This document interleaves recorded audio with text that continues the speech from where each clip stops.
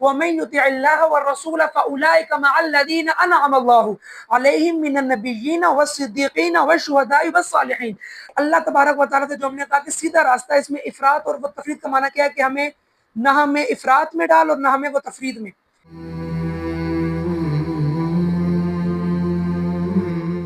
اعوذ باللہ من الشیطان الرجیم، بسم اللہ الرحمن الرحیم، الحمد للہ رب العالمین، الرحمن الرحیم، مالک یوم الدین، ایاک نعبد و ایاک نستعین، اہدنا الصراط المستقیم، صراط الذین انعمت علیہم غیر المغضوب علیہم ولا الضالین۔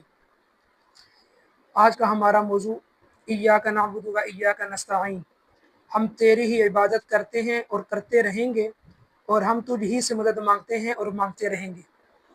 یہ معنی ہم نے اس طرح کیوں کیا؟ کیونکہ یہاں پر فعل مضارع استعمال ہوا ہے کہ جس میں حال اور مستقبل کا معنی پایا جاتا ہے، تو یہاں پر ہم نے حال کا بھی معنی مراد لیا اور مستقبل کا بھی، کہ ہم تیری ہی عبادت کرتے ہیں اور کریں گے، اور ہم تجھ ہی سے مدد مانگتے ہیں اور مانگیں گے۔ اس آیت کے اندر اللہ تبارک و تعالی نے اس آیت کے اندر جو بیان کیا وہ یہ کہ خود حدیث قدسی ہے کہ یہ آیت میرے اور میرے بندے کے درمیان مشترک ہے، یعنی کہ اس میں جو آدھا حصہ انسان بیان کرتا ہے کہ ہم تیری ہی عبادت کرتے ہیں، یعنی اس میں اس نے شرک کی نفی کر دی کہ ہم تیرے علاوہ کسی اور کی عبادت نہیں کرتے، اور یہاں پر جو ایاک جو مفعول کو پہلے لایا فعل سے، تو اس معنی کے اندر حصر پیدا ہو گیا، یعنی ہم تیری ہی عبادت کرتے ہیں، تیرے علاوہ کسی کی عبادت نہیں کرتے، یعنی اس میں تیرے علاوہ کوئی اور معبود نہیں ہے کہ جو عبادت کے لائق ہو، ہم تیری ہی عبادت کرتے ہیں اور ہم تجھ ہی سے مدد مانگتے ہیں۔ یعنی اس کے اندر انسان اپنی عجز و انکساری، اپنی عاجزی کو بیان کر رہا ہے کہ ہم تیرے علاوہ کسی اور سے مدد بھی نہیں مانگتے، تو ہی واحد ذات ہے جو مدد کے بھی لائق ہے۔ اب اس کے بعد یہاں پر اس آیت کے اندر انسان قول و قرار ایک عہد کر رہا ہے، اور اگر ہم اس کا معنی حالیہ مراد لیں تو اس میں ایک اظہار ہے، اور اگر ہم اس کا مستقبل کا معنی لیں کہ ہم تیری ہی عبادت کریں گے اور ہم تجھ ہی سے مدد مانگیں گے، تو اس کا معنی یہ ہے کہ انسان ادھر عہد کر رہا ہے کہ اے اللہ، ہم تیرے علاوہ کسی اور کی عبادت نہیں کریں گے اور ہم تجھ ہی سے مدد مانگیں گے۔ اسی لیے انسان اور اللہ تبارک و تعالیٰ کے درمیان یہ آیت مشترک ہے۔ اور یہاں پر ایک اور چیز اگر آپ کے سامنے بیان کی جائے کہ اللہ تبارک و تعالیٰ نے اس آیت کو ایک اس سورہ فاتحہ کا مغز کہا جائے اگر، جو علماء نے لکھا اہدنا الصراط المستقیم، سب سے پہلے ہم اس کا لفظی ترجمہ کریں گے، اس کے بعد ہم بمحاورہ ترجمہ کریں گے۔ اس کا لفظی ترجمہ ہے اہدنا، ہمیں دکھا، الصراط، راستہ، المستقیم، سیدھا، ہمیں دکھا راستہ سیدھا۔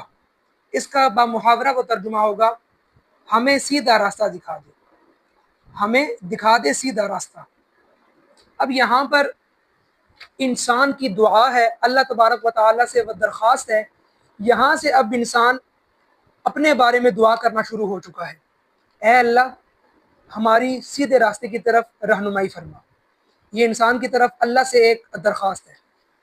اب یہاں پر یہ بات سمجھ لی جائے کہ انسان کے اوپر الگ الگ حالات آتے ہیں، انسان کے اوپر دینی اعتبار سے بھی بعض اوقات انسان کسی گمبھیر مسئلے کے اندر پڑ جاتا ہے جس سے انسان کا نکلنا مشکل ہو جاتا ہے۔ پھر نمبر دو، کوئی دنیاوی مسئلہ ایسا ہوتا ہے کہ انسان اس سے نکل نہیں پاتا جب تک کہ اللہ کی مدد اس کے ساتھ شامل حال نہ ہو۔ تو انسان، اللہ تبارک و تعالیٰ نے بھی یہاں پر ایک عمومی اس بات کو چھوڑا ہے، تو انسان جب بھی اللہ تبارک و تعالیٰ سے دعا مانگے تو اللہ تبارک و تعالیٰ سے ہر مقصد کے لیے دعا مانگ سکتا ہے، بس ہونا یہ چاہیے کہ شرعی اعتبار سے وہ مسئلہ ٹھیک ہو۔ اب یہاں پر عمومی ہے، اے اللہ ہمارے سیدھے راستے کی طرف رہنمائی فرما، اے اللہ جس موقع کی طرف میں، جس بات کے اندر میں پھنس چکا ہوں، جس مسئلے کے اندر میں پھنسا ہوں، میری سیدھے راستے کی طرف رہنمائی فرما۔ اور یہ بات سب کو معلوم ہونی چاہیے کہ ہدایت اللہ کی طرف سے ہے۔ ہدایت کے معنی بے شمار ہیں، ایک ہدایت کا معنی تو وہ ہے کہ جو بالکل پہلا اس کا اگر ہم ہدایت کا درجہ لیں تو وہ یہ ہوگا کہ ایک ہدایت وہ ہے کہ جو اللہ تبارک و تعالیٰ نے دی ہے ہر انسان کو، جمادات کو، نباتات کو، اور ایک ہدایت وہ ہے جو اللہ نے مؤمنین ایمان والوں کو اور مقربین کو دی ہے۔ یہاں پر جو ہدایت معنی مراد ہے، اس ہدایت سے مراد وہی ہے کہ اے اللہ ہمیں اپنے سیدھے راستے کی طرف ہماری رہنمائی فرما، یعنی اللہ تبارک و تعالیٰ سے ہر کام کے اندر رہنمائی کی دعا مانگنی چاہیے کہ اے اللہ تو ہماری رہنمائی فرما سیدھے راستے کی طرف۔ صراط مستقیم کون سا راستہ ہے جو ہم نے بیان کیا تھا پیچھے، اہدنا الصراط المستقیم، تو صراط المستقیم ہے کیا؟ یہ کون سا راستہ ہے؟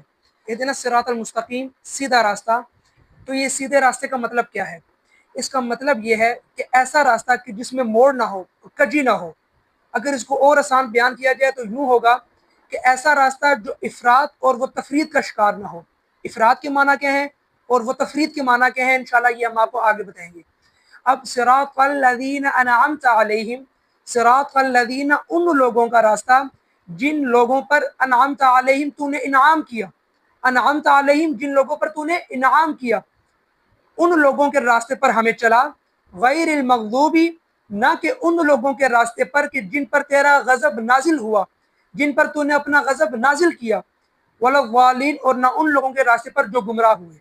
اب یہاں پر ہم بات کریں گے کہ اللہ تبارک و تعالیٰ سے جو ہم نے کہا کہ سیدھا راستہ، اس میں افراط اور وہ تفرید کا معنی کیا ہے کہ ہمیں نہ ہمیں افراط میں ڈال اور نہ ہمیں وہ تفرید میں۔ افراط کا معنی یہ ہے کہ حد سے آگے بڑھ جانا، حد سے آگے بڑھ جانا، اور تفرید کا معنی ہے کہ عمل میں کوتاہی کرنا، حد سے آگے تو نہ بڑھنا بلکہ اپنے عمل کے اندر کوتاہی کرنا۔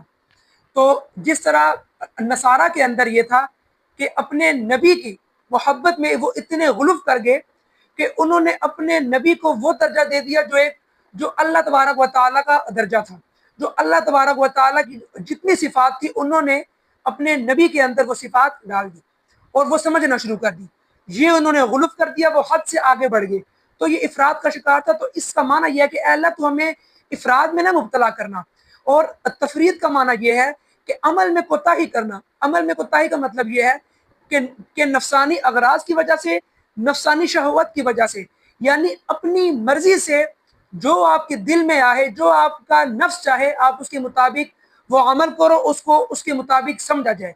تو لہٰذا جو یہودی تھے، یہودیوں نے یہ کیا کہ وہ اللہ تبارک و تعالیٰ کے دین کو سمجھتے تھے، پھر بھی جب ان کو انبیاء دعوت دیتے تو وہ ان کی توہین کرتے، ان انبیاء کو وہ قتل کر دیتے۔ تو لہٰذا یہ چیزیں اللہ تبارک و تعالیٰ کو ناپسند تھی۔ اب یہودی تفرید کا شکار ہو گئے اور جو عیسائی تھے وہ افراط کا شکار ہو گئے۔ لیکن یہاں پر یہی بات کی کہ ہمیں صراط مستقیم پر چلا، سیدھے راستے پر چلا، اور سیدھا راستہ کون سا ہے؟ کہ سیدھا راستہ ان لوگوں کا جن پر تو نے انعام کیا۔ تو نے انعام کو کس پر کیا؟ یہ خود اللہ تبارک و تعالیٰ نے فرمایا، اعوذ باللہ من الشیطان الرجیم، وَمَن يُطِعِ اللَّهَ وَالرَّسُولَ فَأُولَٰئِكَ مَعَ الَّذِينَ أَنْعَمَ اللَّهُ عَلَيْهِم مِّنَ النَّبِيِّينَ وَالصِّدِّيقِينَ وَالشُّهَدَاءِ وَالصَّالِحِينَ۔ اللہ نے جو انعام کیا، اللہ نے کن لوگوں پر انعام کیا؟ انبیاء کرام علیہم الصلوۃ والسلام پہ کیا۔ پھر اللہ تبارک و تعالیٰ نے وہ کن پر انعام کیا؟ صدیقین، اولیاء اللہ پر انعام کیا۔ پھر اس کے بعد اللہ تبارک و تعالیٰ نے الشہداء، یعنی کہ جن لوگوں نے اللہ کے راستے میں اپنی زندگیاں پیش کر دی، اللہ تبارک و تعالیٰ کو امانتیں واپس کر دی، تو وہ اللہ تبارک و تعالیٰ نے ان پر بھی انعام کیا۔